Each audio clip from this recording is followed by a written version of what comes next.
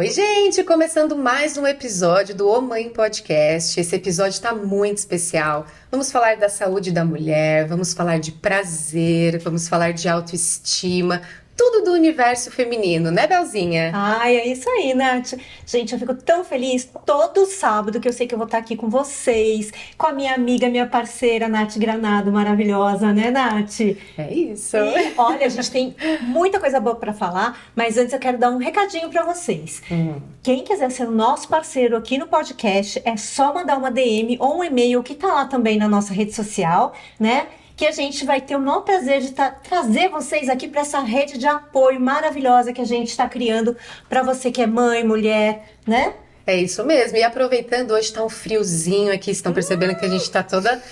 Esse roxo aqui tem motivo, daqui a pouco a gente vai contar pra vocês. Verdade. Mas hoje a gente tá de Gabi Moraes Tricô, né? Sim. Tricôzinho bem quentinho. Ai, gente, Gabi, a gente vai gravar aí em Monte Sião com você, hein? É isso aí. E aproveitando também o friozinho, tô vendo que você tá aqui com um preparo especial. Ô, gente, com o meu mesochá.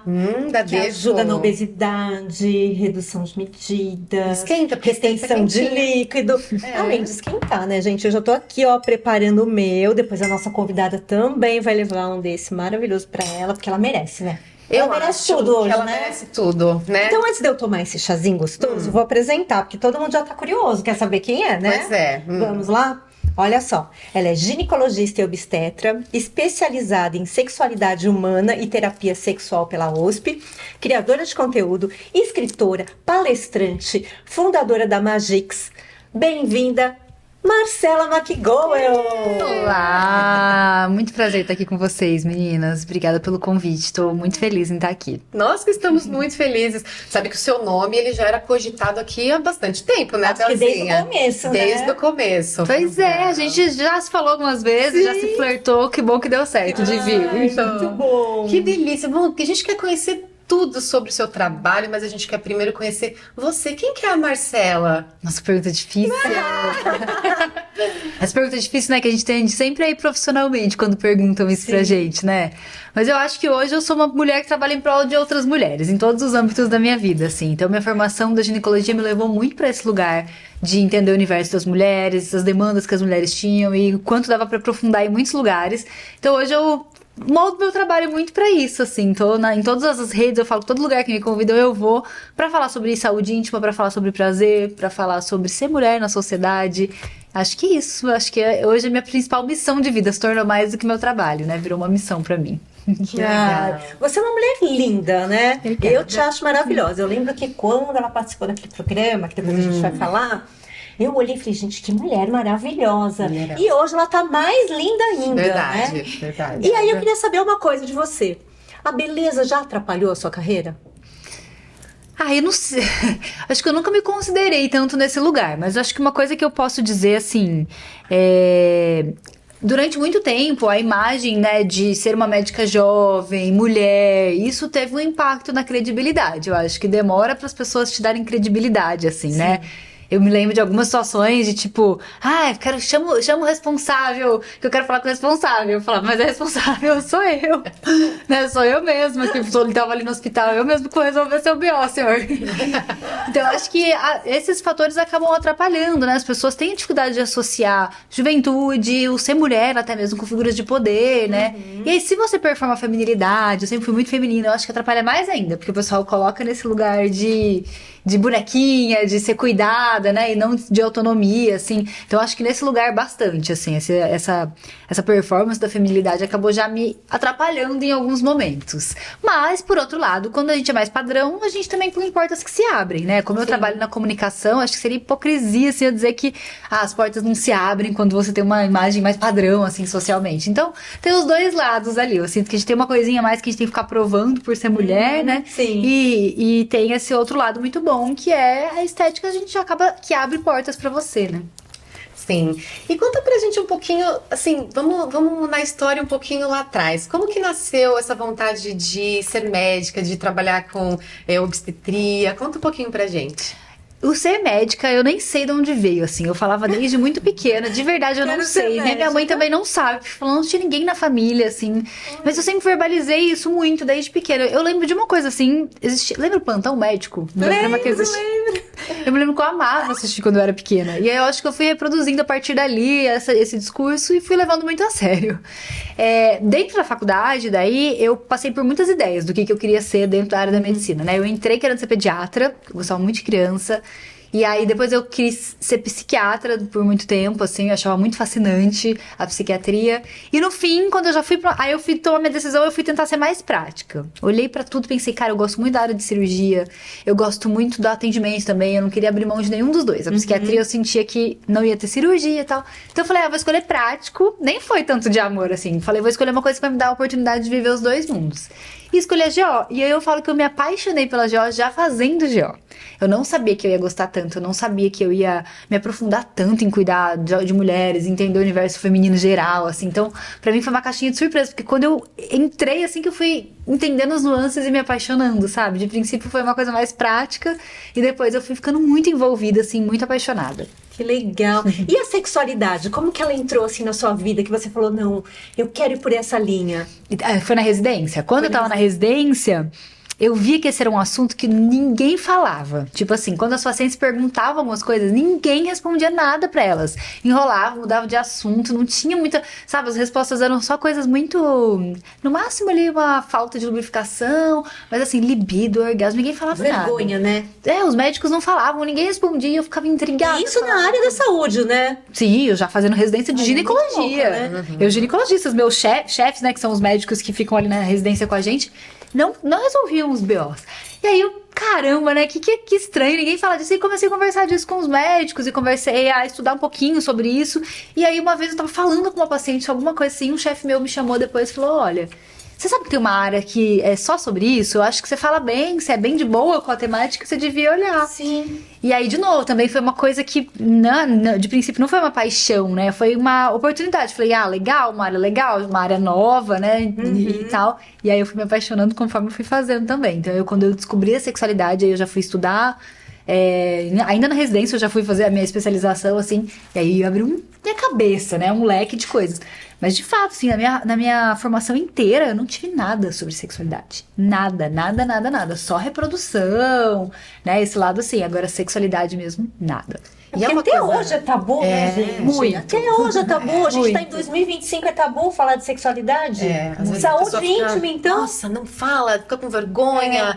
Não pode falar na frente dos homens, tem que ter todo aquele processo. Então, acredito que foi um desafio pra você também entrar nessa área. Foi, assim, era muito mais, com certeza. Quando eu comecei, as pessoas ficavam tipo...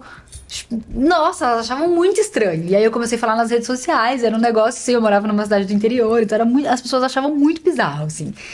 E hoje, claro, as pessoas têm mais acesso, né, veem isso, mas ainda eu vejo que tem muito lixo, assim, já cheguei várias vezes de eu ser chamada pra dar palestra em algum lugar e a recomendação ser estritamente que eu não podia falar nada de sexo e sexualidade na palestra, sabe? Quer que vá pra falar de saúde íntima, quer que eu vá pra falar de outras coisas. E aí, a maioria das vezes foi muito engraçado, assim, eu lembro de uma específico que eles proibiram, não é pra falar, eu tive que aprovar todos os slides antes pra eles verem que não falava nada. Quando terminou, eu abri pra plateia, pergunta, todas eram de sexo. Porque as pessoas já associam. Acho que as pessoas ficaram decepcionadas quando eu subi num palco, abri a boca e não era pra falar de sexualidade, né? Com certeza.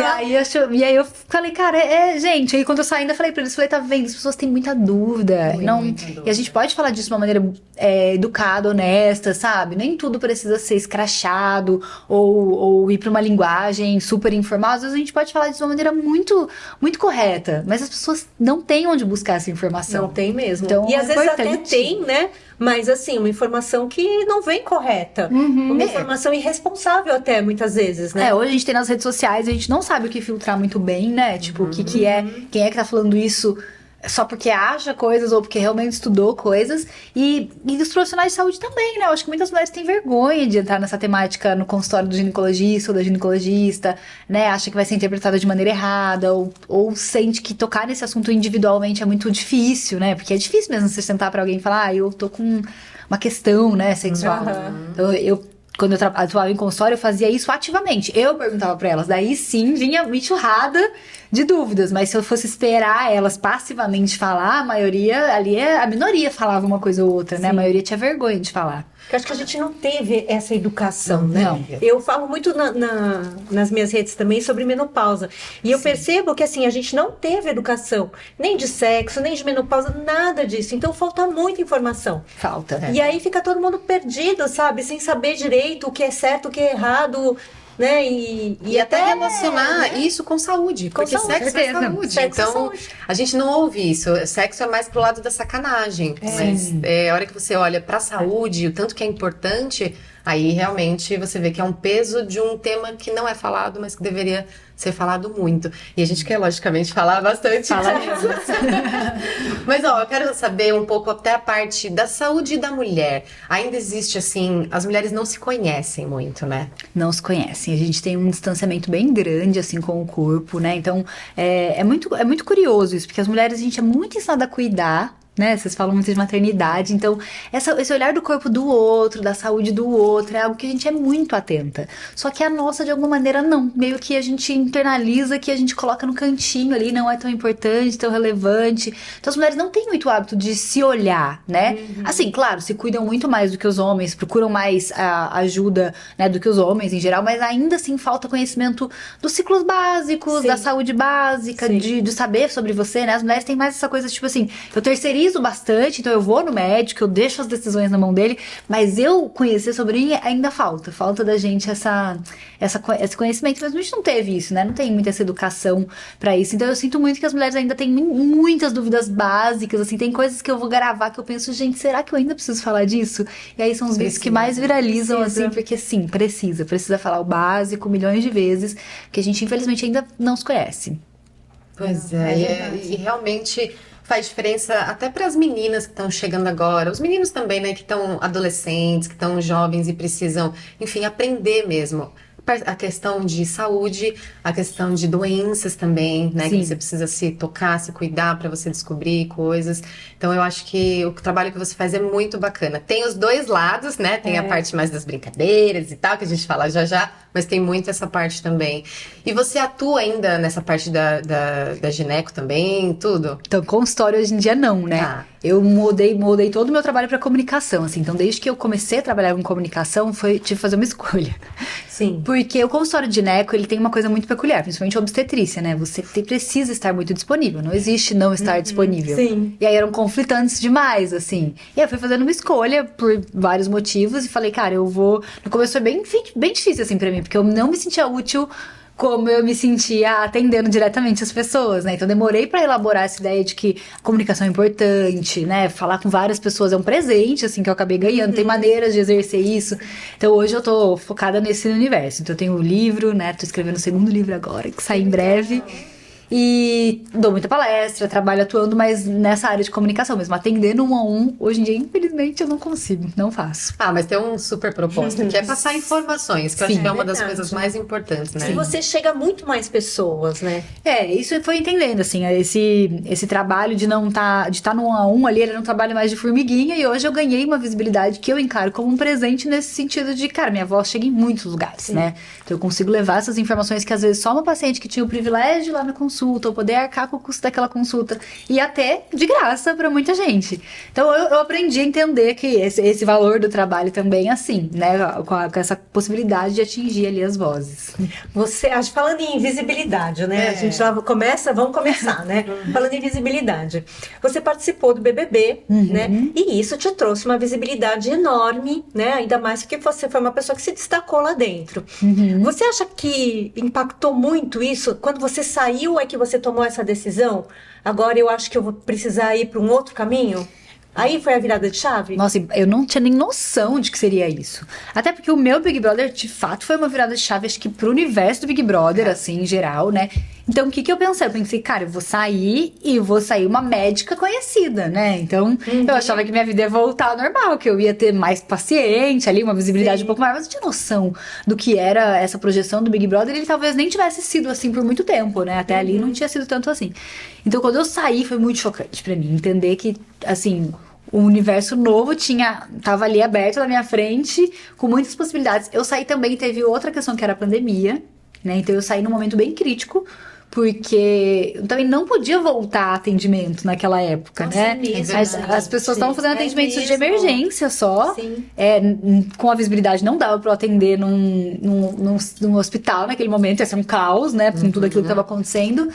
E então, tipo, também foi um tempo que eu tive que dar um passo pra trás e entender como que eu poderia viver, o que poderia vir ali pra mim desse trabalho novo. Então, realmente foi um processo aprender a lidar. Até que a pandemia, assim, nesse sentido, acho que não tem nada de bom na pandemia, mas pra mim esse tempo que a gente teve de recluso foi importante pra eu poder entender, sabe? Que eu saí do programa e aí foi um caos, mas aí eu tava em casa, então eu também consegui elaborar meus pensamentos melhor, assim, Sim, sabe? e se planejar, né, pro que Sim. vinha no futuro, né? Porque deve ser um susto, né, Marcela? Nossa, Você sai de um sim. programa desse, deve ser um susto, né? É um susto muito grande. Pra mim foi muito chocante. Eu não tinha noção do que era uma realidade de internet. Eu falo pras pessoas assim, hoje eu nem lembro como que era aquela inocência que eu tinha em relação à internet. Mas assim, eu não tinha nem Twitter na época, sabe? Eu era assim, uma pessoa que consumia a internet num âmbito muito menor do que a maioria das pessoas, pela minha profissão mesmo. Então, meu consumo de internet era muito específico.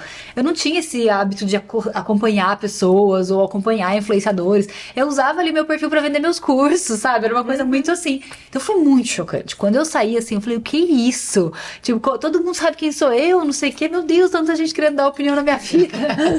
É que você fica muito exposta, né? Muito exposta. Muito. E aí, assim, você sai de lá, você entra lá, e você lá dentro, você ainda é muito da pessoa. Você é a pessoa que você entrou, né? Sim. Sim. Essa nova persona que você vira depois que você saiu, você só vai conhecer ela quando você sair de lá. É porque foram os outros que criaram, não você, né? Exatamente. Então lá dentro era 100% a mesma Marcela, né? Claro, você vai se transformando com as experiências ali. Mas quando eu saí, tipo, essa nova persona, eu tive que conhecer ela. Tipo, o que é essa Marcela aí que as pessoas criaram também, né? Na cabeça deles que eu era. Porque tinha muitas coisas ali pra aprender. Então, realmente, o pós-reality, ele é bem assustador, assim. Pra mim, foi uma fase desafiadora. Você como médica, porque você não era uma pessoa, sabe, que era, sei lá, Pública, uma nada. modelo, uma pessoa de televisão. Não, você era uma médica que entrou no reality. Sim. Então, são realidades bem diferentes, né? Completamente, assim, meu mundo foi de 0 a 100, assim, eu não sabia nada, eu tive que... Nossa, meu irmão dá muita risada, porque eu deixei minhas redes sociais pra eles, e assim, o que eu deixei pra eles foi um ensaio fotográfico que eu fiz pra entrar no programa, que tinha, acho que 8 fotos. Eu não tinha Twitter, eu não tinha nada, eu não tinha escolhido nada, não sabia nada. Aí meu irmão fala, eu tive que usar suas 8 fotos, 25 milhões de vezes, só na primeira semana, até você aparecer lá dentro e a gente poder pegar fotos lá de dentro, assim, porque eu não tinha preparado nada, assim, nada. Hoje em dia a gente até vê, né? As pessoas preparam todo um conteúdo pra entrar no reality, né? Sim. Deixa vídeos e vídeos, milhões gravados, né? Na minha edição mesmo, que as meninas do camarote, acho que elas fecham um contrato um tempo antes, então elas sabiam que ia entrar, né? Sim. Então elas deixaram, né? Teve a Manu, a Bia, que deixaram vários conteúdos prontos. Mas a gente nada, assim, quando você vai anônimo, pelo menos até na minha edição, você só fica sabendo no dia que você vai mesmo, assim. Antes disso você não sabe. Surpresa. Eles chegam na sua casa falando que é uma última etapa ainda, então você nem tem certeza. No dia e aí, seguinte nesse você já dia, tá... no mesmo dia, eles falam, então agora você vai com a gente. Olha. Aí você... Então tá. Larga o que tem ali e... Mas é meio assim, claro, né? Quando você tá nas últimas etapas ali de seleção, eles falam, olha, você tá num processo avançado de seleção, então se prepare, esperto, sim. sabe? Tipo, avise sua família, organize documentos que você precisa organizar, mas ninguém te fala você vai entrar, a não ser no dia que eles vão te pegar mesmo, assim. Que legal. É caótico. E assim, quando você tava lá dentro, você já começou a pensar assim, bom, se de repente eu sair, tiver uma comunidade muito grande, você já tava pensando em ir pra essa parte da comunicação? Já pensou em falar sobre isso? Ou foi depois mesmo, na hora que você saiu? Não, eu já trabalhava, assim, um pouco, né? Então, antes do programa, eu já tinha curso dentro da área de sexualidade. Quando eu comecei, eu acho que talvez eu fui ali uma das... não sei dizer isso, é meio... Mas eu fui, acho que, uma das primeiras mesmo, porque isso foi em 2018, assim, que eu comecei a trabalhar. Então, a gente nem tinha esse boom tão grande de TikTok como tem hoje, né? De acesso a tanta informação, assim. Então, eu fazia no meu Instagram... E aí eu tinha um curso, tinha feito um curso presencial e esse curso virou um curso online. Então eu tinha um pouquinho dessa coisa da comunicação da área dos cursos. Só que é tão engraçado, porque lá dentro a gente fica com tanto medo que o que eu pensava era só o contrário. Eu pensava, se eu tiver muita gente que me odeia, eu vou embora do Brasil. Vou fugir, ninguém vai mais saber de mim. Eu falo assim, eu saí, o povo me odiar, eu vou morar fora. Eu não quero nem saber, lá da fora ninguém vai saber quem eu sou. Então eu tinha vários planos pra se desse tudo errado. Agora, se pra se desse tudo certo, não tinha nenhum. É engraçado. É porque o ser humano tem muito isso, né? A gente pensa mais no negativo do que no positivo, né? Porque assim, eu pensava, eu não tinha dimensão do que ia ser. Então eu pensava, se dá certo, minha vida vai seguir normal, como sempre seguiu. Sim. Agora, se der errado, eu vou dar um jeito de eu revalido meu diploma, vou embora trabalhar em outro país. E aí, graças a Deus, deu certo. Certo. E aí que eu fui entender o universo, assim. Realmente, quando eu saí, que eu fui entender o que podia ser feito com aquela visibilidade, sabe? Até eu sair, eu não tinha noção de que ia ser assim, eu não tinha noção de nem do como se trabalhava na internet. Eu só sabia um pouquinho sobre curso e acabou. Então, não foi tudo muito chocante. Mas foi uma experiência gratificante, né? Não, eu amei. Eu falo, gente, eu amei o Big Brother, assim. Pra mim foi uma das melhores experiências da minha vida disparado. Depois é desafiador, assim, mas faz parte também. Eu acho que é um processo... Você dá uma amadurecida bem rápida. Pra mim, pelo menos, foi porque... Apesar de eu já ser uma mulher médica, etc., eu tinha sido criada e vivido a maior parte da minha vida no interior. Então, eu tinha morado fora um tempo, mas assim, eu ainda tinha uma limitação de experiências ali, ou de visão de mundo, sabe? Então, pra mim, foi um amadurecimento grande, assim. Ai, que legal. E você ainda pegou e foi falar de um tema que eu imagino que, para uma comunidade muito grande, deve ter sido uma virada. Você falou assim, bom, vou falar de sexo, eu tenho muita gente que me acompanha, vai ter gente que vai gostar, vai ter gente que não. Como que foi esse momento? Falar, não, vamos ver o que dá. E foi legal, porque quando eu comecei a ter esse acesso, vai trabalhar com público, vai trabalhar com redes sociais, vai trabalhar com influenciadora, muitas agências vieram pra conversar, né? A gente quer agenciar você, não sei o que, E aí uma das maiores que veio, assim, que eu fiquei muito empolgada quando eles vieram, fiz reunião, eles falaram, só que a gente não quer que você fale de sexo, nem sexualidade. A gente quer que você fale de mulher em geral, modo, blá, blá, blá, falou. E porque a gente tem medo das marcas se afastarem. E aí eu saí da reunião super triste, assim, né? Aí eu... Beleza. Daí eu desliguei e falei, vou pensar, vou conversar. E daí falei pra minha irmã, falei, cara, não quero. Eu queria muito falar da minha área. Eu acho que minha área é uma área... Tem muito espaço, não tem muita gente falando. Eu estudei a minha vida inteira, o que eu sei fazer é isso, né? Eu estudei 11 anos pra, terminar, pra concluir toda a minha etapa de formação em sexualidade. Foram 11 anos. Então, cara, minha vida adulta inteira praticamente fazendo isso. Não quero abrir mão disso. Ela falou, então, beleza, não vamos pra nenhuma agência e faz aí faz o seu trabalho. Falei, cara, se der muito errado, eu vou voltar. Mas muito errado, nossa, melhor é possível. Eu tenho consultório, eu tenho minha formação, né? Eu não quero trabalhar com internet sem ser dentro do meu contexto. E aí, então, teve assim, essa coisa, sabe? E aí eu acho que, eu percebo muito isso, meu pós-Big Brother, ele foi ficando melhor com o passar dos anos. Porque eu acho que no começo as pessoas tinham sim essa resistência sobre o que ela vai falar, sobre o que ela fala. E aí, quando as pessoas foram entendendo a linguagem e de que lugar eu tava falando aquilo, aí as marcas foram se abrindo, as pessoas foram se abrindo pra isso, sabe? Então eu falo que assim, meu pós foi ficando bem melhor conforme os anos foram, e as pessoas foram confiando no que eu tava fazendo. Então foi muito importante pra mim, mas eu tive que segurar a onda ali no começo, nesse sentido, assim, de comprar minha briga. Falei, não, eu vou falar mesmo e pronto, acabou. E foi muito importante, assim, porque é realmente uma área que eu domino, uma área que eu amo fazer, uma área que tem poucas pessoas fazendo, então... Eu adoro, hoje em dia eu até falo de moda, falo de outras coisas, acho que todo mundo é dinâmico e complexo, a gente pode falar de muitas coisas, mas eu tenho uma área que eu domino, né? É muito legal poder explorar isso, assim. Então foi crescendo, e acho que as marcas foram ficando confiantes, assim, conforme o tempo foi passando pra se associar, pra associar a imagem, e entender que... Eu falo do ponto de vista de saúde, né, gente? Assim, eu tenho até o lado de falar ali, eu tenho minha marca de produto erótico, eu tenho o lado de falar da parte só do prazer, mas em geral o meu conteúdo é uma educação, né? Eu não tô ali à toa, não tô ali porque eu acho que isso engaja. Eu tô ali, se eu fosse pra engajar, eu faria um conteúdo completamente diferente, sensacionalista, que é o contrário do que eu costumo fazer dentro da área de sexualidade.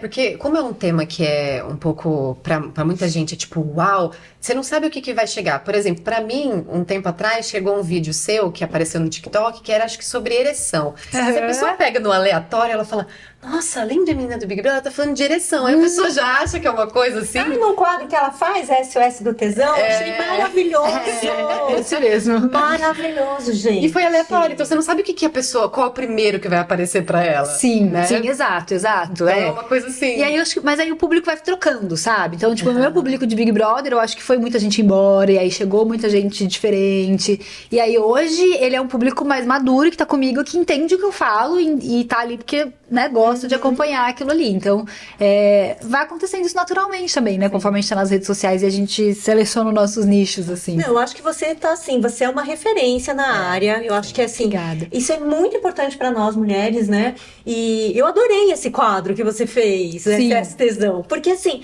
você fala que nem eu vi esse vídeo da ereção, você fala de uma forma, sabe assim, que não agride. Você fala de uma forma muito, como que eu posso falar? Profissional. Cuidadosa. Sabe? Profissional, porque você explica o que é, você explica o porquê A mais B mais C mais D, entendeu? Então não é uma coisa que ninguém pode falar, ai, olha que vídeo agressivo. Não, gente. Sim. É maravilhoso, é educativo mesmo. E as pessoas precisam dessa educação, né? Eu tomo muito cuidado com isso na criação de conteúdo. E eu falo assim, abertamente disso, que eu ganharia muito mais dinheiro se eu fizesse vídeos tipo, ai, como sentar, não sei o que, sabe? Assim.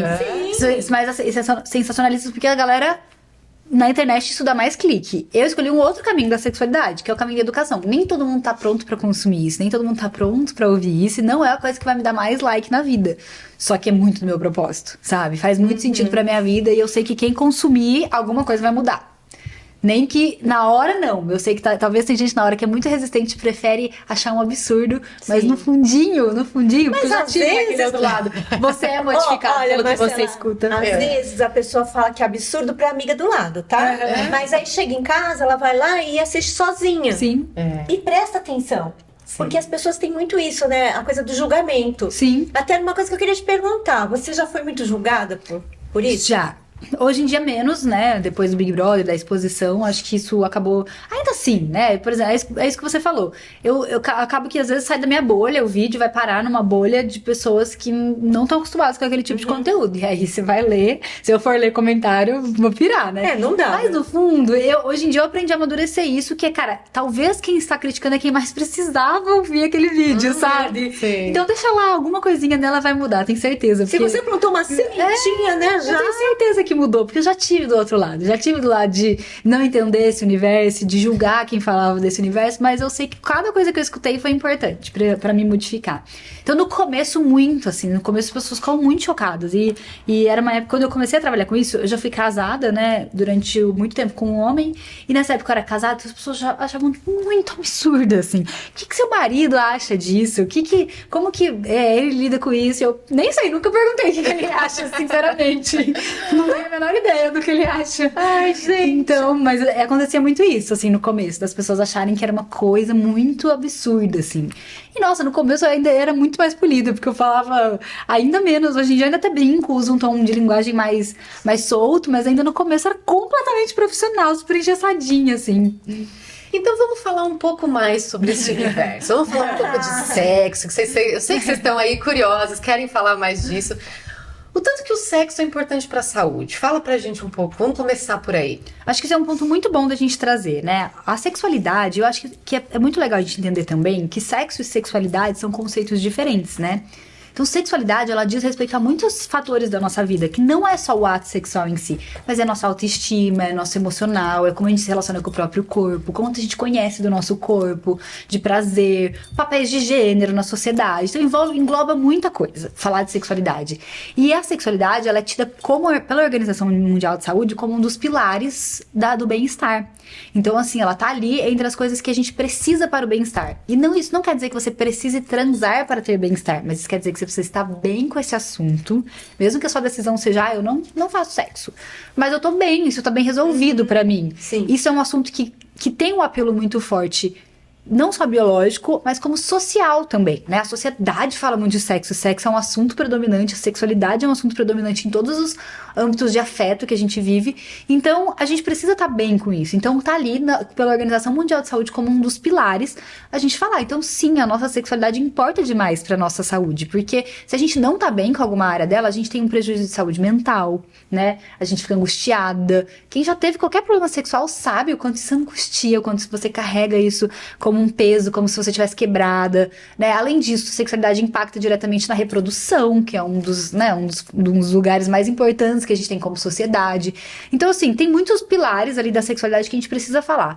E claro, sexo também é saúde, né? Orgasmo também é bom pra saúde, faz bem pra pele, realmente, literalmente libera um monte de substância boa, ajuda a cuidar de um monte de parte de saúde. Então, assim, em geral, a sexualidade, o sexo é pra ser vivido como um aspecto positivo da nossa vida e positivo da nossa saúde.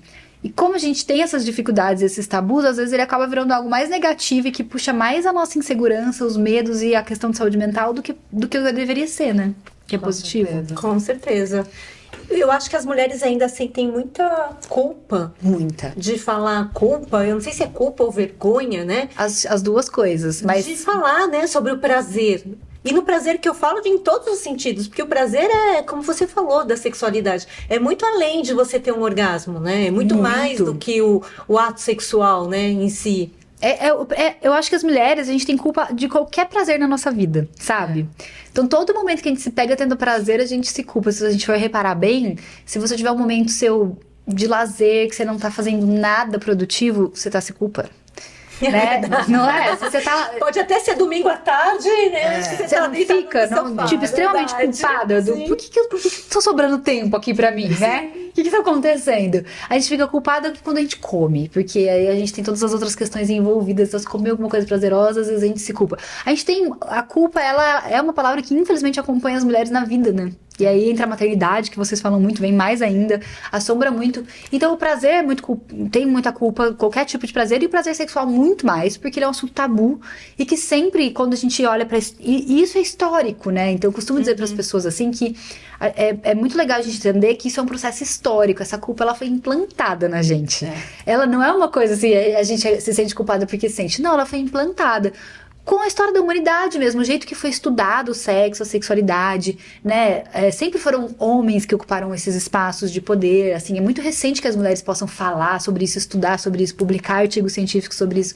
Então o olhar masculino dominou muito a sexualidade. E aí o que os homens fizeram nesse processo de estudar? Olharam o próprio corpo e entenderam, se é assim pra mim, deve ser assim pra elas também. E quando não é...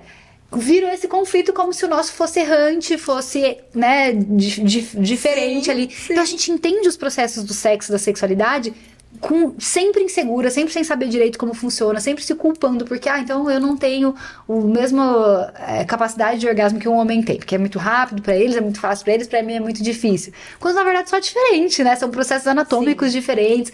Mas como a gente teve essa história mesmo, é histórico e social, e aí, enfim... Quando eu digo, eu vou dizer uma palavra aqui que não é para as pessoas entenderem errado. Religioso também. Religião não é uma crítica religiosa, mas a construção de como a religião olhou o sexo durante muito tempo sempre foi focada em reprodução. O espaço do prazer, ele não existia, né? Hoje a gente discute dentro da religião, as pessoas discutem prazer, né? Porque mesmo que você tenha uma religião que te diga que você só pode ter relação com uma pessoa com quem você se relaciona, o prazer precisa existir nesse contexto, né, do casamento ali. Mas, por muitas pessoas, muitos anos, ficou muito como algo negativo. O prazer foi visto como algo negativo. Então, acaba que impacta geral no que a gente entende sobre sexo e sexualidade. As mulheres têm muita vergonha, muito medo, muito tabu. O livro que eu tô escrevendo é um livro até mais ousado, que é um livro de fantasias eróticas, né? E aí, durante a pesquisa, eu fui ouvir as fantasias das mulheres, uma das palavras que mais apareceu era culpa. Eu me sinto muito culpada por pensar isso. Eu me sinto muito mal, eu tenho muita vergonha de te falar isso. Eu pensei, meu Deus, algo que tá na sua cabeça só, sabe? Que culpa é essa, sabe? De pensar uma coisa. Mas tem muita culpa ainda. E você falar mais desse assunto, você passou a se conhecer mais também? Você começou a ter, assim, mais... Não sei... mas pensamentos em você? Eu fui minha primeira paciente, né? Com certeza. Conforme eu fui entendendo, porque eu também, isso assim, eu não nasci uma pessoa que tinha essa visão de sexo. Demorei muitos anos, foi só na minha fase adulta mesmo. Então eu já era uma médica, né, já formada, já fazendo ginecologia e obstetrícia. Só aí que essa chave mudou pra mim. A minha história antes dessa era a história de quase todas as mulheres. Eu não conhecia meu corpo, eu não sabia nada sobre prazer. A palavra clitóris existia na minha vida no lugar de anatomia. Então, vou operar essa pessoa aqui, a inervação do clitóris, não posso lesionar. Mas não tinha uma visão sobre prazer, sobre estímulo de corpo, sobre clitóris, sobre nada. Então eu falo que eu fui minha primeira paciente e fui mesmo, porque conforme eu fui aprendendo, eu fui a primeira pessoa que os processos foram acontecendo, né? Eu me obriguei a também rever minha vida. Isso foi caótico pra mim, né? Mudou muita coisa. Mudou minha vida toda. Mas eu também tive que entender muito sobre mim, sobre o meu corpo, sobre meu prazer. Então, tipo assim, todos esses processos que eu passei com minhas pacientes, eu passei comigo. E foi importante também, porque eu vim numa família que não era extremamente repressora, mas era aquela família que trata com silêncio, sabe? O sexo. Minha mãe não era uma mulher repressora, sempre foi tranquila, mas ela não era uma pessoa que falava abertamente, o que dava recurso pra eu poder entender ou viver minha vida sexual ali. Ela foi, tipo, falar de sexo pra mim a primeira vez, já namorava, sei lá, 2 anos, e ela, você já teve alguma relação? E eu, já tendo relações há um tempão, sem proteção direito, porque também não tinha informação nenhuma, né? E aí que foi nesse contexto. Então, assim, também tive que aprender muito. Foi muito importante pra mim, assim. Foi o processo que eu fui... E até hoje né? Acho que até hoje, quanto mais eu estudo, mais eu me olho também. Porque eu parto de um lugar de humana, né? Como qualquer outra mulher, inserida na mesma sociedade que todas. Então, eu tenho os meus tabus, eu tenho minhas questões também ali, que eu vou tendo que desconstruir. Claro que como profissional, eu vou sempre ter um outro olhar de neutralidade, mas eu também tenho que olhar pra mim, né? Eu sempre encaro os meus processos. Com certeza. Então, eu também precisei, com certeza. Pra mim, foi uma virada de chave super grande, assim, de entender da minha vida, e foi bem chocante, porque em 2 anos, assim, minha vida mudou radicalmente nesse sentido de desejo, de prazer, de tudo, porque era amortecido pra mim.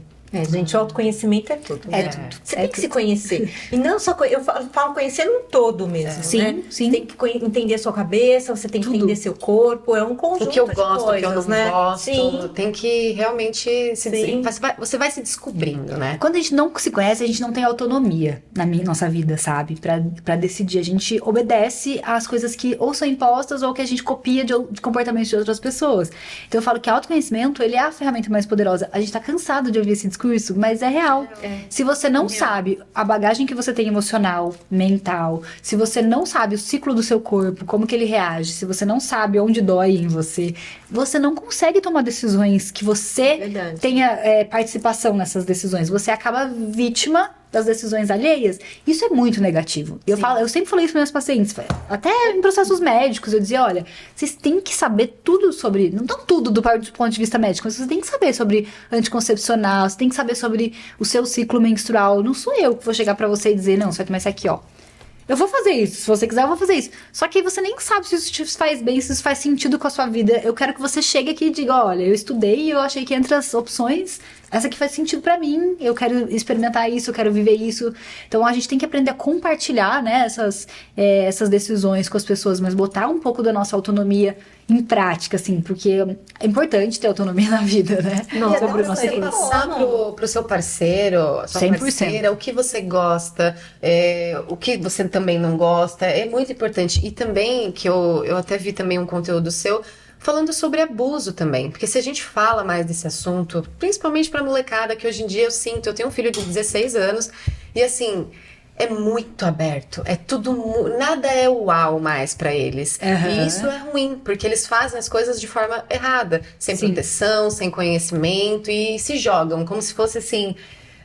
A gente ainda, na minha fase de adolescente, eu tinha medo, vergonha, eu tinha essa parte. Eles não.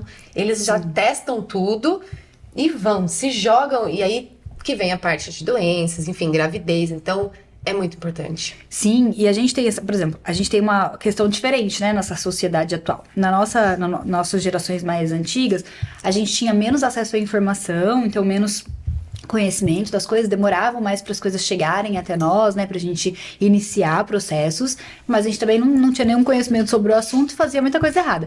Hoje, existe o contraponto de as redes dão muita informação, acesso, desconstrução de várias coisas, só que a gente não tem o contraponto da educação sexual. Então, assim, a gente segue sem educação sexual desde 50 anos atrás até agora, a gente segue sem educação sexual para as pessoas. Então, essa educação, é que a gente fala assim, né? Educação sexual ela vai acontecer de qualquer jeito na vida das pessoas, formal ou informal, né? Então, ou você vai ter alguém formalmente te educando, ou você vai aprender no mundo e nas experiências. E segue sendo assim mesmo em 2025. Só que hoje em dia a gente tem esse, eu não sei se é um agravante em relação à nossa geração, mas eu vejo que sim, esse agravante de que o acesso à informação informal é muito grande. Então, o que esses adolescentes estão absorvendo? Qual que é o contraponto? Quem tá ali dizendo, não é bem assim? Não é bem assim que as coisas funcionam, sabe? Sim, vamos falar de prazer, sim, vocês têm que experimentar, mas calma, tem contrapontos, tem coisas que a gente precisa olhar, e não tem. E então, até a idade. Hoje em dia eu vejo que a molecada tem relação muito mais cedo. Sim. Muito mais. E assim, e fala de um jeito como se eles fossem adultos. E é tão preocupante quando o meu filho começou a chegar nos 12 anos, que começamos a falar desse assunto até antes um pouco em casa. Eu pensei, nossa, com 12 eu brincava de boneca, talvez, sei lá, jogava um carrinho, brincava com os amigos na rua. Não tinha isso, e hoje não. Hoje é muito cedo. E a minha pergunta, até queria te fazer uma pergunta, não sei se existe um ideal, mas o que seria ideal para uma menina ou um menino ter uma relação? A partir de que idade seria? A gente não tem um marco biológico, assim, né? Que idade que seria ideal. O que a gente fala sobre experiência sexual seria muito sobre maturidade emocional, né? O que, se a gente for ver, varia muito de pessoa para pessoa. E o ideal seria, basicamente, a gente terminando essa fase de adolescência e entrando ali na vida adulta, que é quando a gente começa a ter o mínimo, né? De noção de quem sou eu, de quem é o outro, de aprender com frustração. Então, a gente não tem uma data, uma idade que a gente fala, né? É ideal. A gente tem uma idade média que, infelizmente, é baixa hoje no Brasil, realmente, né? Então, a partir de 11, 12 anos, a gente já vê casos deles experimentando, que é muito, pra gente é muito chocante, né? Em geral. Mas a gente tem essa idade, são jovens, né? Eu acho que muita maturidade emocional pra isso. Sim. Mas não temos, assim, né? No sentido jurídico, a gente tem, né? 14 anos ali como uma data pra você estar se relacionando, mas a gente não tem um marcador físico, né? Que vai dizer, tipo, não, o corpo, teoricamente, você menstruou, teoricamente é um corpo preparado, mas não é, né? Porque a gente tá falando de outras maturidades. Eu acho que o sexo, ele mais do que físico, ele é muito emocional, né?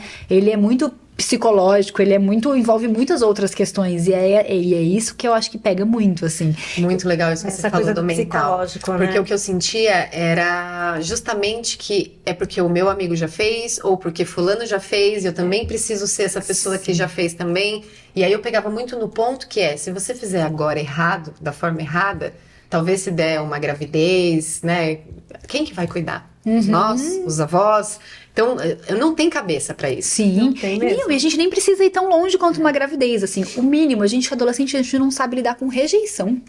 É verdade. Sabe? Que é uma coisa básica ali. E a gente não tem, a gente sofre, né? E aí, viver essa experiência sexual sem ter um mínimo de maturidade é muito triste, mas é uma realidade. Então, acho que a gente fala assim, o ideal seria pra mim, ia ser igual aquelas mães bem conservadoras, assim, 25 anos, quando seu córtex pré-frontal terminou de desenvolver, aí você vai ter suas primeiras férias. Mas elas vão acontecer na puberdade, pelos hormônios e pelo interesse sexual. Mas é curioso, né? Porque a gente vê, por exemplo, alguns países, Holanda, Dinamarca, que tem programas de educação sexual na escola, assim, a gente vê que eles começam bem mais tarde. Porque sana muita curiosidade, sana muito a dúvida, né? Então a média de início de vida sexual vai ficando mais tardia, né? Claro, tem questões socioeconômicas também, né? Desses países que aqui acaba que tendo um outro impacto também. Mas a gente vê que os jovens, quanto mais educação sobre o assunto, mais sana as curiosidades e mais eles decidem melhor. Mais eles adquirem essa maturidade de entender se eu tô pronto ou se eu não tô, né? Então, assim, seria o ideal a gente ter realmente um projeto É bem difícil, né? Porque já chega uma idade muito nova, que eles já estão perguntando de 500 mil coisas, porque escutou na escola, porque viu na internet. E não tem como não falar do assunto. Não tem como você não falar, Não exatamente. tem, gente. Eu falo pras pessoas, olha, você tem uma certeza que você pode ter, é que eles vão transar. Sim. E que eles provavelmente já sabem o que é isso. Porque você já foi adolescente. Eu já fui adolescente. E não tinha o que minha mãe fizesse nessa vida que fosse me impedir de fazer o que eu queria na época. Não tinha. Então, o que eu sempre falo, se for pra transar, não é melhor transar certo? Sim. Com educação, com o mínimo de informação, que possivelmente tivesse me dito numa conversa assim, filha, existe uma coisa. Eu não sabia nem que existia camisinha, sei lá se eu já tinha ouvido falar alguma vez, talvez ali na escola, em alguma aula, muito. Mas assim, soava muito longe, sabe? É tipo, nossa, como que eu compro uma camisinha com 15 anos? Já 15 anos a minha primeira experiência. Como que eu compro uma camisinha? Nem sabia, sabe? Era uma coisa. E ainda tinha vergonha de ir na farmácia comprar. Então, se eu tivesse tido um mínimo dela dizer, olha, existem formas, assim, quando você estiver sentindo curiosidade sobre isso, mesmo que você não quiser falar pra mim, fala que eu te levo na médica. Sim. Sei lá, me dado uma oportunidade, talvez tivesse sido uma construção muito diferente, assim. Eu acho que se a gente não tem essa educação nas escolas, a gente tem que ter em casa. Não tem como. Você precisa conversar. Você tem que conversar, o ideal tem que falar. Seria. Entendeu? Acho que você tem que falar, gente. Você não precisa falar tudo de uma vez, mas você vai falando conforme a criança vai te perguntando. Eu falo criança porque eles realmente começam muito novos. Sim, criança perguntar. Sim. Né? Então você já tem que colocar uma coisa, informação correta na cabeça deles. E uma coisa importante que a Marcela falou, levar no médico, no ginecologista, por exemplo, desde começou a ter interesse ou ficou mocinha, precisa, porque eu sei de casos, meu filho às vezes conta assim, relatos, mães de amigos que falam, nunca tinha ido no ginecologista, já tinha relação. Aí você fala, tá tudo errado? Sim. Tá tudo errado. A gente tem vários pontos. A educação sexual em casa, ela é super complexa, porque a gente também não recebeu pra dar essa educação, né? Mas o que eu falo pros pais, às vezes não é menos complexo do que você imagina, assim. Eu não espero que um pai tenha todo um respaldo científico pra saber exatamente o que falar pro filho em cada fase, que é o que seria um programa de educação sexual feito por um profissional, né? Mas o que eu acho que os pais precisam fazer, ter naturalidade sobre esse assunto, falar minimamente sobre esse assunto e desde sempre. E aí, o desde sempre não é que eu vou falar pra uma criança de 4 anos sobre penetração, mas eu vou falar pra ela como chama. Tipo, isso chama pênis, isso chama vagina, ou sei lá o nome que você quiser usar ali em casa, né? Quem pode ou não pode encostar nessa região. Então aí, beleza, ela tem 6, 7, aí eu já vou começar a falar talvez de menstruação, né? Ou deixo ela ver um dia que eu tô comprando absorvente, e aí eu abro esse assunto de maneira natural, e olha, daqui uns anos, porque hoje em dia, com 8 anos, algumas meninas já começam a menstruar, então, né, 7, 8 anos é o momento de começar a falar. E aí você vai evoluindo junto com essa pessoa, né? Então, assim, começou a surgir o peitinho ali, não vai fazer piada sobre isso, ao contrário, sabe? Dizer, olha, tá nascendo aqui, isso quer dizer que seu corpo tá mudando, isso quer dizer que talvez você menstrue em breve. Então, assim, se você não sabe como pai, não precisa saber um projeto, mas você tratar com naturalidade, ajuda muito.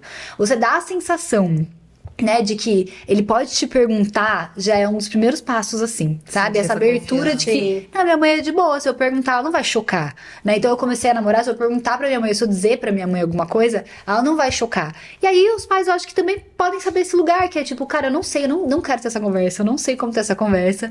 Então eu começo, talvez, a dar sinais pros meus filhos, tipo, olha, tô vendo que você tá se relacionando, né? Que tô vendo que as coisas estão mudando.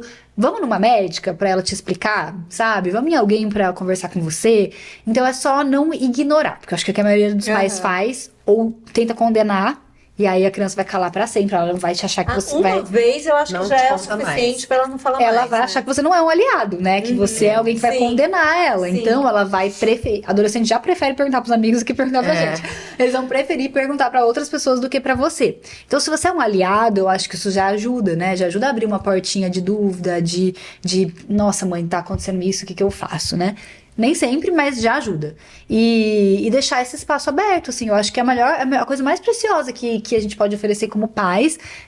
Sei que não é fácil dar uma educação, realmente. Ninguém tem tanto recurso, assim, pra dar essa educação.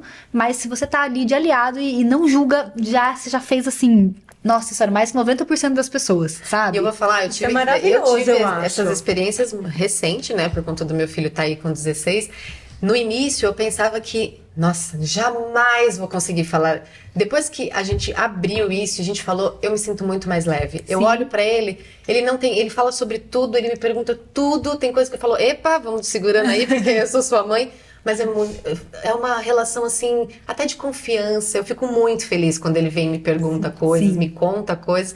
Às vezes até fala, poxa, minha amiga não teve coragem de dizer isso pra mãe, pro pai. E eu falo, procura, fala pra ela falar assim, ou com a mãe, ou com uma tia, ou com uma avó. Tem que fazer. É importante. Né? É um canal de comunicação que a gente sempre fala que é muito importante ter. Tem que ter, gente. Pai Em todas precisava... as relações, e mãe e filha, pai e filha, eu acho que também é muito importante, né? Sim, a gente precisa ser um ponto de segurança, eu acho, para com jovens, certeza. para que eles saibam dessa tanto de informação louca, com quem que eu pergunto, quem que vai ser a figura de autoridade que eu consigo perguntar e entender se isso é verdade ou se isso é mentira. Meus pais, sabe? E aí, eu como pai tenho que ter a resposta de tudo? Não, mas você pode ter a solução.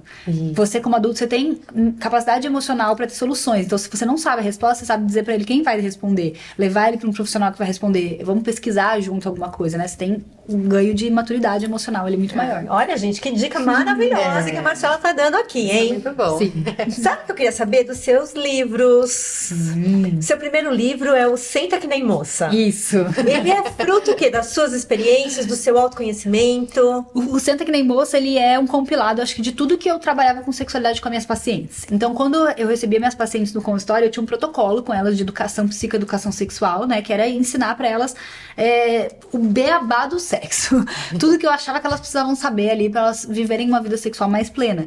Então, toda essa desconstrução fazia parte, né? Entender sobre o orgasmo, entender sobre o prazer, entender sobre o corpo delas, sanar todas essas dúvidas. Então, eu compilei tudo isso, era meu curso, né? E eu compilei tudo isso no livro.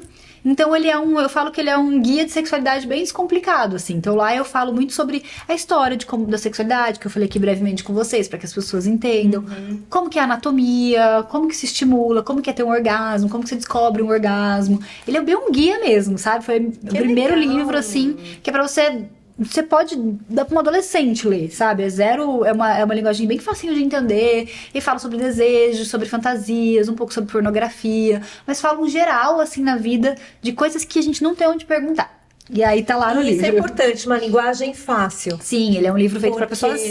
Não pra pessoas profissionais, né? Assim, pra pessoas leigas consumirem. Disso, né? Sim. Então, vamos entrar em alguns... Calma, vamos saber do segundo. Eu tô tendo tantas perguntas. Vamos saber do segundo. O segundo vai sair Mas é ainda, novidade, né? Não esse. vou aprofundar tanto. Mas o tema dele são fantasias eróticas. E aí é isso. Acho que eu amadureci nesses anos com o meu público. E fui entendendo que, chegou o momento da gente entrar em coisas mais tabus um pouquinho, do que só falar, né, da sexualidade em geral. Então veio esse desejo de falar de fantasias, porque foi um lugar que eu percebi muito que as pessoas têm medo de falar, se sentem inibidas, se sentem inseguras sobre o que elas pensam. E aí nasceu esse aí, que vem em breve. Que legal, hein, gente? A gente já tá saber. aqui querendo... Pode chamar a gente pro lançamento. Com certeza, Vamos chamarei. falar, né?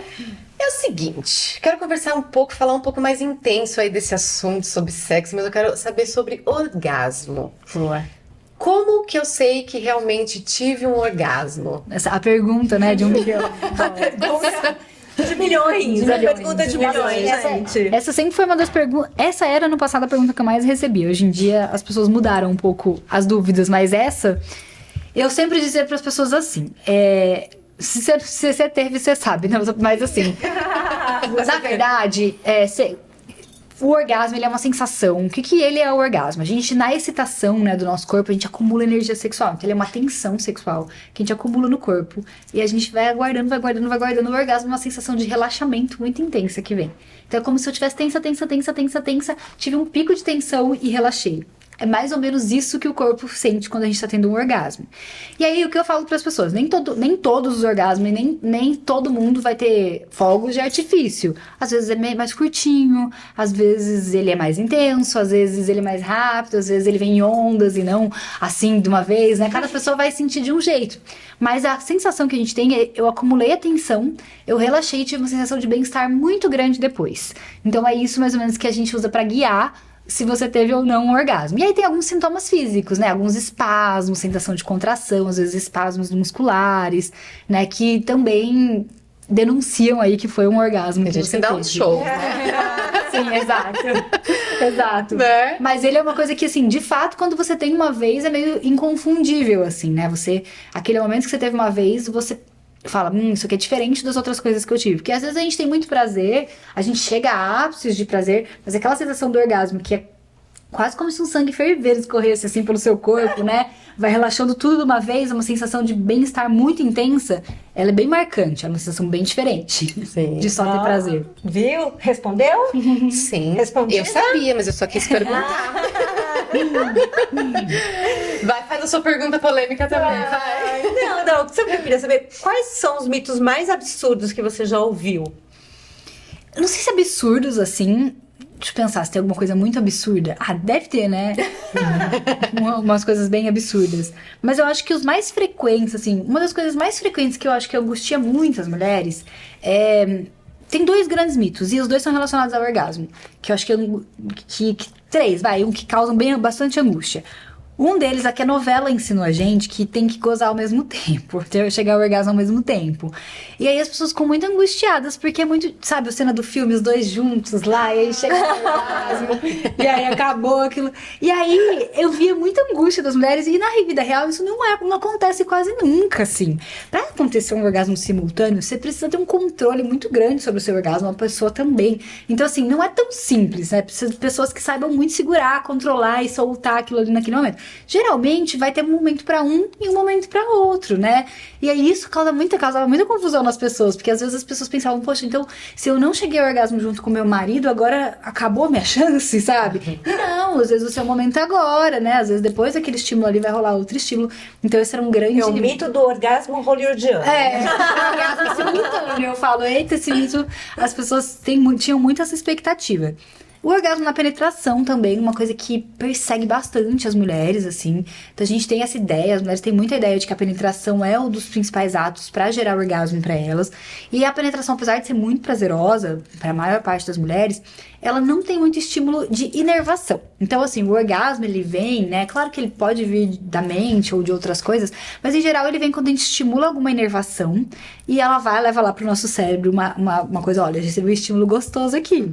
O meu cérebro interpreta num contexto sexual e devolve como uma resposta de orgasmo, né? E isso acontece em lugares que a gente tem mais inervação. Então, o principal lugar para as mulheres é no clitóris, que fica fora do canal vaginal, né? Fica ali por fora. Lá dentro, do canal vaginal, a gente tem pouca inervação. Até porque senão a gente não aguentava que um bebê passasse ali, não aguentava usar absorvente interno. Então, a gente tem um tecido ali que quase não tem sensibilidade, vamos dizer assim, o tecido do canal vaginal. Tem pouquíssima sensibilidade. Mas as mulheres ficaram muito nessa dinâmica de achar que, como pros homens, né, vem daquela história toda que a gente conversou, essa é a principal fonte de orgasmo, pra nós também deveria ser. Isso é uma coisa que atrapalha muito o sexo, sabe? Porque aí as pessoas ignoram práticas que funcionam pras mulheres, então estimular ali por fora, seja da maneira que for, seja durante a penetração, seja antes ou depois da penetração, e as mulheres ficam muito frustradas. E aí a gente já tem estudos que mostram que menos de 27% das mulheres conseguem ter orgasmos na penetração. Né? E mesmo essas que têm, elas têm porque elas sabem posicionar melhor o corpo, elas têm um clitóris maior que às vezes estimula ali, né, internamente, ou elas têm um controle muito grande dessa excitação delas. Pra maior parte, então pra 70%, a gente precisa de outros estímulos. Então esse é um grande mito, assim, acho que hoje é uma das coisas que angustia muito as mulheres, muito, muito, muito, assim, que eu tenho que todo dia falar, olha, tá tudo bem, não tá nada de errado, seu orgasmo é diferente, ele vem através do estímulo externo, então vamos pôr práticas externas aí no seu sexo pra funcionar pra você também. E até por isso que a gente precisa conhecer o corpo pra saber, porque tem muita gente que ainda não sabe onde fica o clitóris. Então, né, meninos e meninas... Bota um espelhinho lá, a mãozinha. Nossa, falando em BBB, eu lembro que teve uma menina uma vez que falou que ia colocar um absorvente interno pra segurar segurar o xixi. Pois é. Eu falei, gente, não, pera um pouquinho, que é isso? Mas você sabe que isso é muito comum. É muito comum. É. Durante muito tempo, eu faço muito conteúdo sobre coletor menstrual, e uma das dúvidas que mais surgiam era, mas como faz xixi usando coletor? Meu Deus do céu. Sim, gente, temos uma anatomia aqui que um buraco é do xixi, o outro buraco é da vagina. Mas falta, né? Falta muito conhecimento. E não é uma coisa de gente sem instrução, não, sabe? É uma coisa que acontece bastante, assim. Às vezes as pessoas instruídas também têm essa dúvida, assim, de tamanha desconexão com o corpo. Total. E a questão da libido? Quais são esses fatores que até atrapalham um pouco? A gente fala, né, bastante da questão menopausa, quando vai dando aquelas quedas, né, hormonais. Qual que é esses fatores? É a questão hormonal que mais chega pra você? Não. Não? Não. Então, esse é um dos grandes mitos. A libido é um dos grandes mitos que eu acho que atrapalha muitas mulheres, porque falta o entendimento sobre o desejo geral. Acho que, primeiro, as mulheres vêm muito achando que é hormonal. E o hormônio hoje tá, segundo os últimos estudos, em 7º lugar entre as principais causas. Ou seja, lá embaixo. O hormônio realmente vai ter impacto, obviamente, principalmente em períodos mais expressivos, tipo pós-parto, menopausa, né? Esses períodos, eles vão acabar realmente tendo um impacto maior do hormônio diretamente na libido. Mas, no geral, não é. Hoje em dia, o principal fator que impacta na libido é estresse. Então, sobrecarga do dia a dia, da vida, da sociedade que a gente tem, impacta muito a libido das mulheres. Mas a gente, de maneira didática, né, eu gosto de dividir, assim, é um conceito muito legal que eu divido como se fosse uma pizza.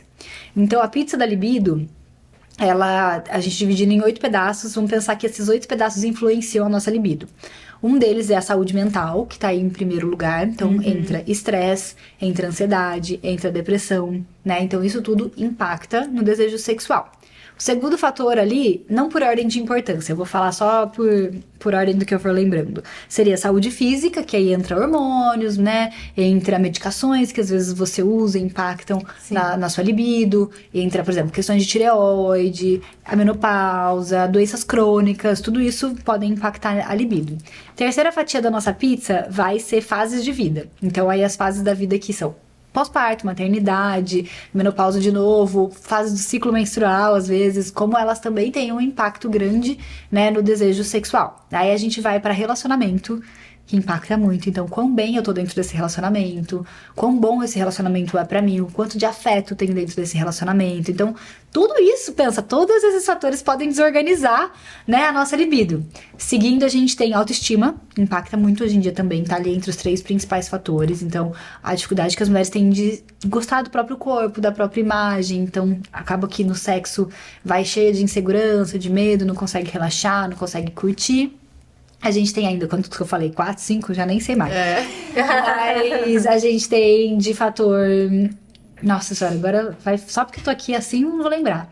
Mas é relacionamento, autoestima. Os tabus que a gente tem em relação ao sexo. Então, muitas pessoas têm crenças muito pesadas em relação ao sexo, educação muito restritiva, e acaba que atrapalha também, né, na libido, porque às vezes o lugar do sexo, ele não é um lugar tão polido, né? Às vezes a gente pensa, fala e faz coisas que fora do ambiente do tesão, você fala, eu, hein?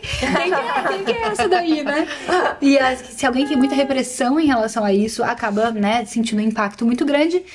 Não sei se tá faltando algum, mas um dos que eu acho mais importantes aqui pra completar é a qualidade do sexo que é feito.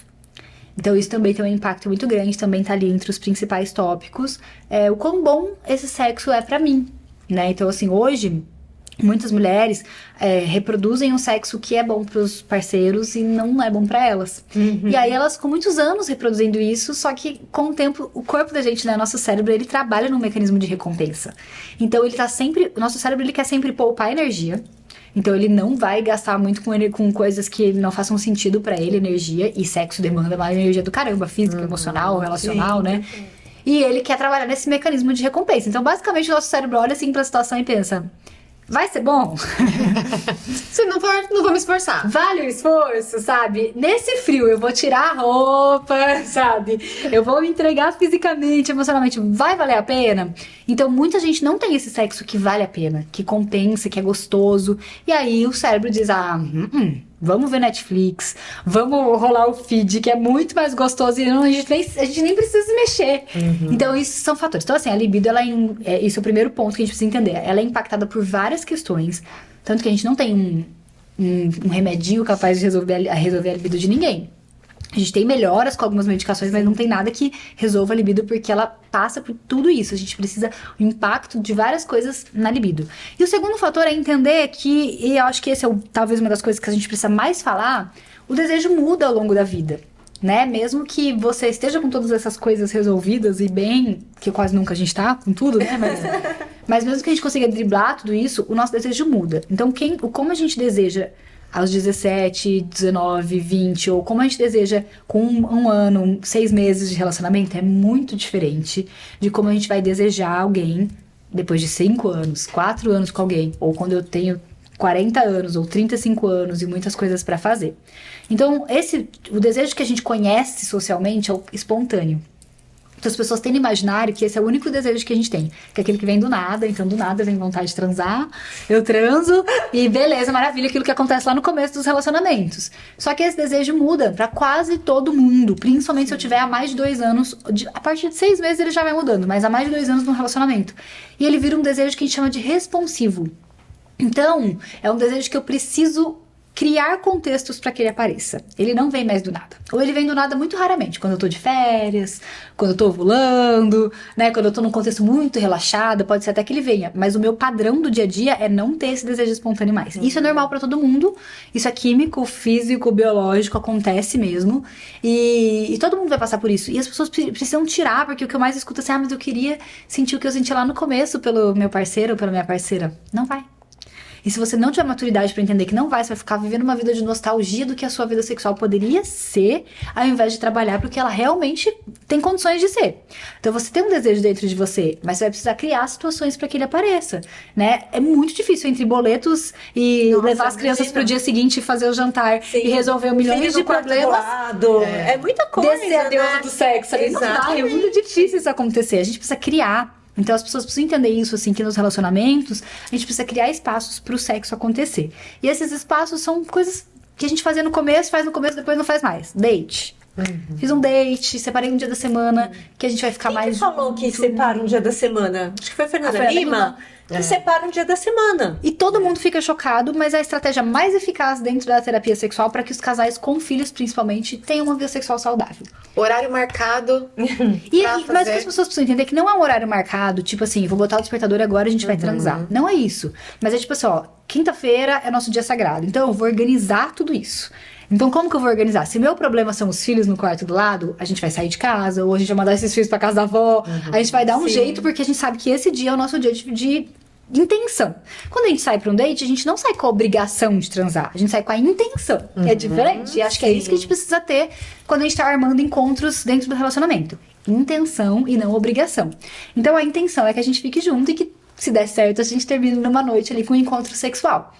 E aí a gente investiu um pouco de energia nisso, né? Então não é isso, não é um despertador e agora, né, de qualquer jeito nós vamos fazer qualquer sexo.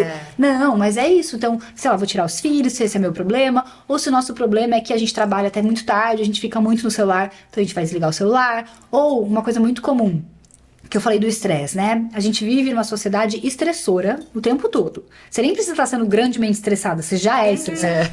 Porque o trânsito estressa, o tanto de informação que você recebe por dia estressa, o tanto de tarefa que tem pra fazer estressa. E aí, você chega em casa nesse estado de estresse crônico. Não é um estado de estresse agudo, é crônico, tá ali com você sempre. Nesse estado, nesse contexto, é muito difícil você se sentir eroticamente excitada. Então eu preciso cruzar essa ponte. Eu falo para as pessoas, né? A gente precisa cruzar essa ponte. Que é eu saio do estado de estresse para eu ir pro estado erótico. Então o que eu posso fazer para isso? Às vezes é a luz do quarto, a vela, a música, tomar um banho, receber uma massagem. É intenção. E para ter essa intenção, eu preciso criar esse momento. Porque se eu não criar, eu esperar que no meio da agenda, né, a gente vai magicamente decidir isso um dia, não vai. Então os casais precisam muito ter isso em mente e entender que isso não é um desejo de menos valor, sabe? Ele é só uma sexualidade real e possível. E que a gente tem que parar de fantasiar com a sexualidade hollywoodiana ou aquela que a gente tinha quando a gente não tinha responsabilidade nenhuma. Ou quando a gente tinha acabado de conhecer alguém e absolutamente tudo sobre aquela pessoa era novidade pra gente. Sim. Então assim, pra gente ser feliz na vida, a gente precisa trabalhar com maturidade e realidade, né? Não com expectativas ilusórias. Então eu falo pras pessoas, aprendam muito sobre isso. Os casais que são eróticos e que ficam muitos anos mantendo o erotismo, eles entenderam exatamente isso. Eles entenderam que eles precisam pôr intenção. Eles entenderam que nem todo sexo é um grande evento e Circo do Soleil, às vezes é um sexo morninho mesmo. Mas que vocês fizeram só pra manter a conexão. Não ruim, mas só aquela coisinha que não é um grande espetáculo, mas vocês se conectaram, vocês mantiveram o erotismo ali presente dentro da relação. E aí, às vezes, você vai ter um date mais espetacular. Às vezes nem tanto. Então entender um pouco isso, sabe? Eu acho que eu gosto muito de trabalhar hoje com as pessoas com a sexualidade real delas. E não essa coisa fantasiosa, espetaculosa, que não é a realidade de quase ninguém. Muito legal, Nossa, né, gente? Muito legal o que você tá importante. falando. É uma grande verdade. Porque senão a gente se frustra, né? Sim, as pessoas precisam Mais ouvir uma culpa. isso. Sim, você não Mais fica uma achando culpa, que as pessoas estão tendo o sexo mais inesquecível da vida e eu não. E a realidade é que não, a maior parte das pessoas tá lutando também contra isso, né? No Sim. dia a dia delas. Tá tentando encaixar esse elemento importante e que ele vai ficando mais espetacular conforme a gente vai botando mais intenção. Então, se você realmente se dedicar com o seu parceiro ou sua parceira, quanto mais vocês dialogarem, mais com o tempo vocês vão percebendo que mesmo que seja uma vez por mês, ele vai ficando melhor. Ele vai ficando mais espetacular porque vocês estão botando intenção no que vocês estão fazendo, sabe? E aí eu acho que esse entendimento alivia também um pouco pra gente pensar, cara, assim, nossa, é verdade, né? Não vou, se eu esperar baixar esse tesão, ele não vai baixar. Gente, não vai, porque é isso que eu falei. Hoje em dia, o esforço que o nosso cérebro tem que fazer pra você entrar no estado erótico, ele é muito grande. Se a gente não contribuir, ele dificilmente sai do estado de caos que a gente vive, né? E isso é geral, assim, praticamente todo mundo tá nessa. Sim. Né? Então, assim, pra gente virar essa chave, a gente tem que dar uns passinhos meio que por conta, assim, ajudar ele, sabe? Então, se eu disse pra ele, ó, o estresse hoje acabou. A gente acabou de receber uma massagem, a música aqui no quarto tá totalmente propícia, o cheiro tá uma delícia. Pô, você vai ver como às vezes ele vem, o desejo vem. Então eu falo pras pessoas, o desejo na relação, depois de um tempo, ele vem às vezes depois que você começa a fazer as coisas. Né? Não transar efetivamente, mas depois que você. Não, é depois que você se verdade. agarra ali, depois que. É igual na academia. Verdade, sim. Você acorda e não cai de jeito nenhum. Às vezes você vai sem vontade. Quando termina é maravilhoso, no dia seguinte você não cai de novo. E mesmo que tenha sido maravilhoso. Porque sim exige esforço. Então sim a gente precisa cruzar a ponte, né? A gente precisa ter intenção nas coisas que a gente faz. Não, e o sexo a gente precisa pensar nele também, né? Pra estimular ele também, Sim, né? manter ele vivo no relacionamento. Sim. Porque senão ele vai pra um cantinho e a gente deixa ele lá.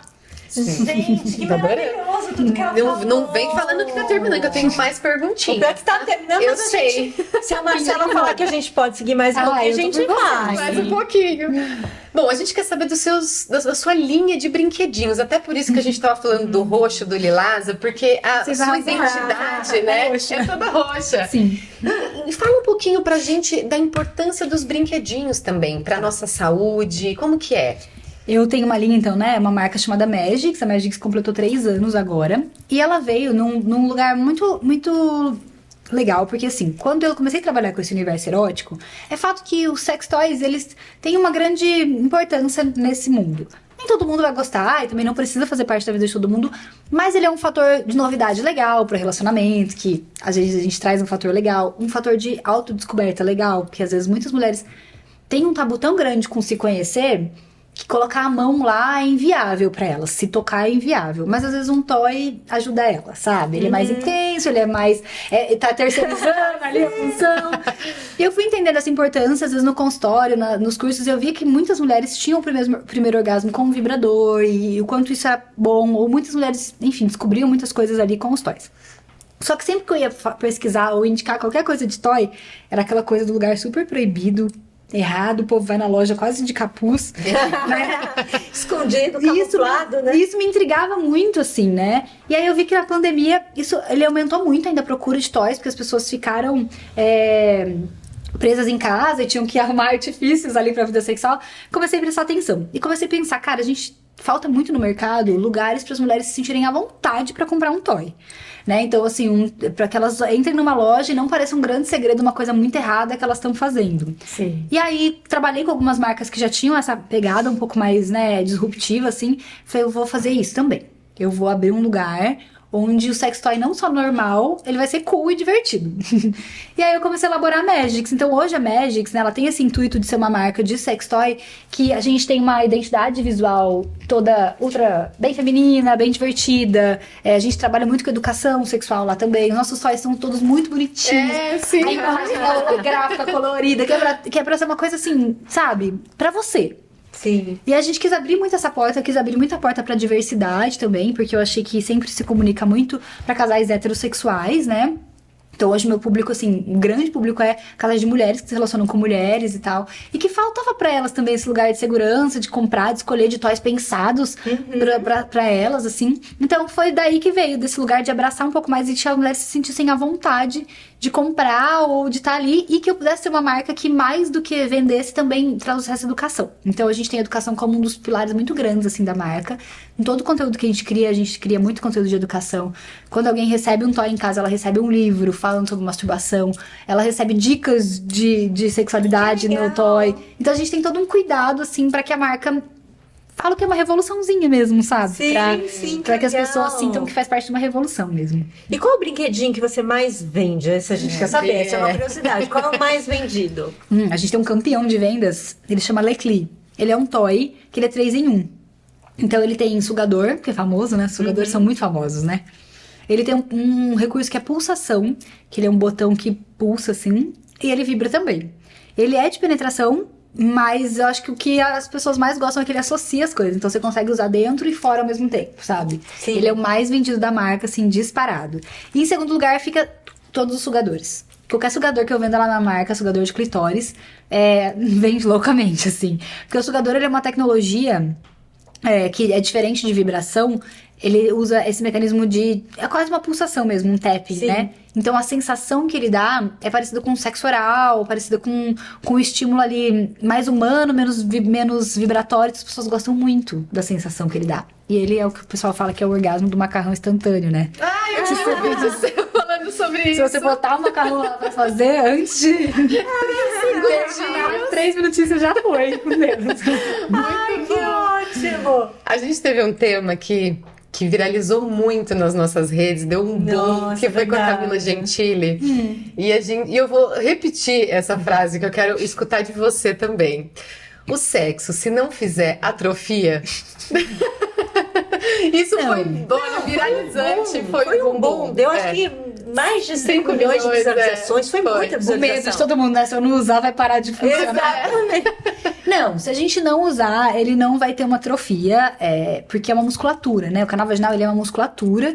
Então, o que promove mudanças nele? Na verdade, a idade, o tempo, ter tido muita gestação, ter tido muito parto, isso tudo até pode promover algumas alterações ali. Mas o sexo não vai promover essa alteração de atrofiar, de fechar, não.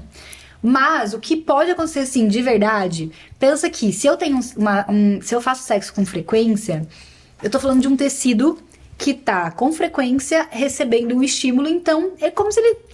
Ai, que essa expressão não é isso, não é que ele caleja, né? Não forma calo, nada disso. Mas toda vez que eu tenho uma área que tá exposta, algum trauma, algum estímulo ali, né? Ela tem uma preparação maior pra isso.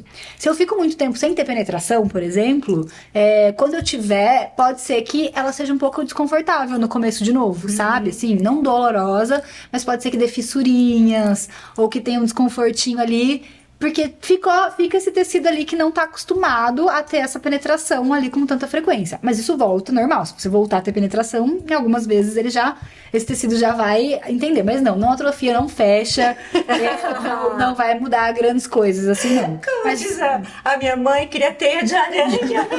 Mas essa fissurinha às vezes acontece. Por isso que eu gosto de falar, porque eu tinha muita paciente que namorava à distância, e aí elas ficavam muito tempo sem ter relação com penetração, aí eu tive uma fissura.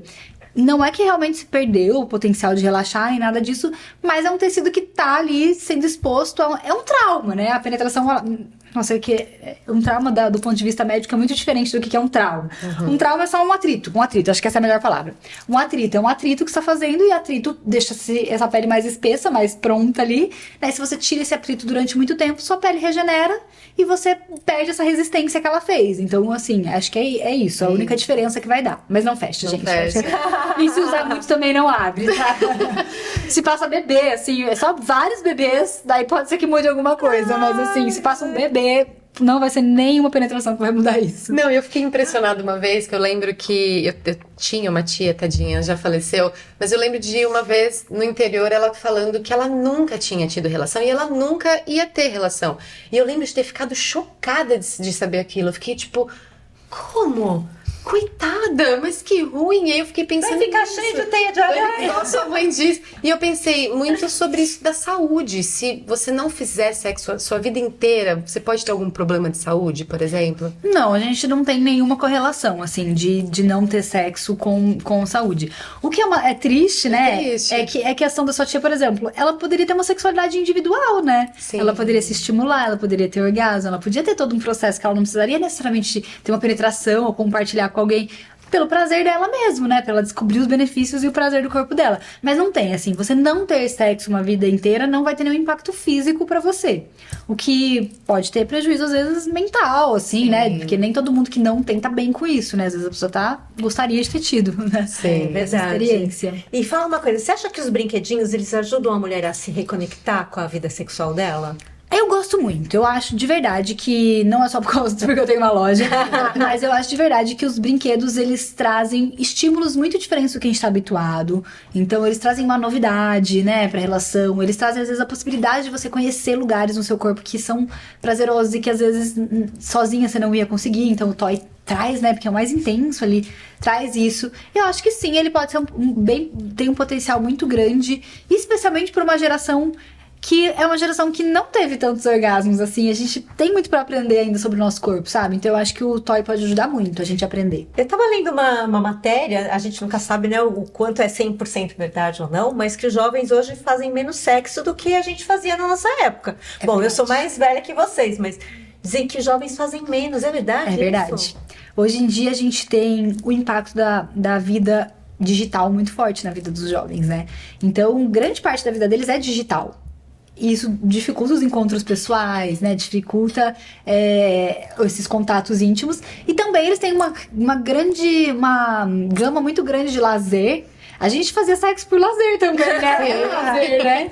Era o que dava prazer, era o que distraía ali. Quanto mais se aumenta essa gama de lazer, também acaba que os jovens se distanciam um pouco dessa sexualidade. Mas sim, as interações pessoais pra eles ficaram mais difíceis. Então tem uma série de fatores ali que tá levando a juventude a fazer menos sexo do que a nossa geração. Muito louco isso, né? Muito. Fala sério. Sim. E Marcelo, tem uma outra pergunta que eu queria te falar.